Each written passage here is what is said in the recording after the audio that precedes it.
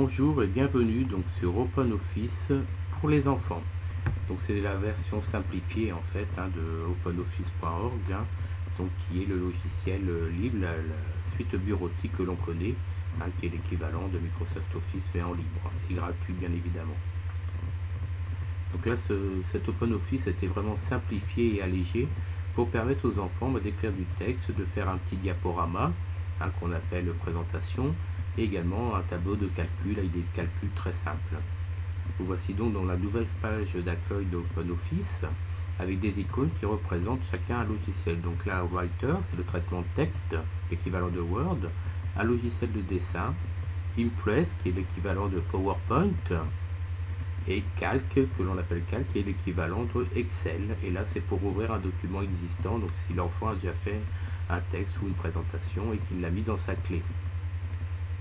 Donc nous allons d'abord voir le traitement de texte, qui est l'équivalent de Word, et qui est vraiment simplifié, donc en haut avec la barre des tâches, plus sur le côté le petit logiciel de dessin qui permet de faire des formes. Donc là vous allez donc dans la police, il peut changer de différentes polices, alors dites-lui que ce sont différentes écritures, il comprendra beaucoup mieux, et il voit donc l'équivalent de l'écriture, ce que ça va donner donc lorsque lui fera un texte.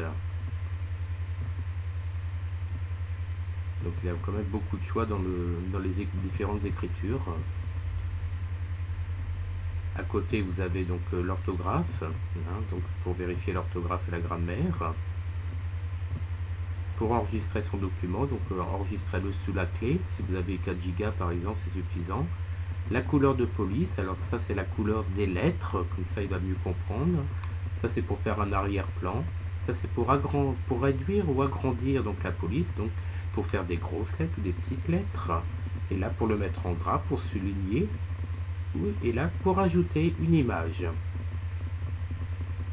Ça c'est la galerie pour faire un arrière-plan également, ainsi que le logiciel de dessin. Donc si je clique dessus, vous voyez que ça disparaît.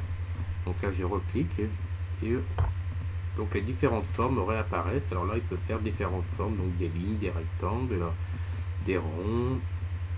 Il a différentes formes donc préétablies. Là c'est pour la légende, c'est pour donc une photo. Des formes de base. Vous voyez, c'est assez complet quand même, et c'est vraiment le nécessaire donc pour un enfant.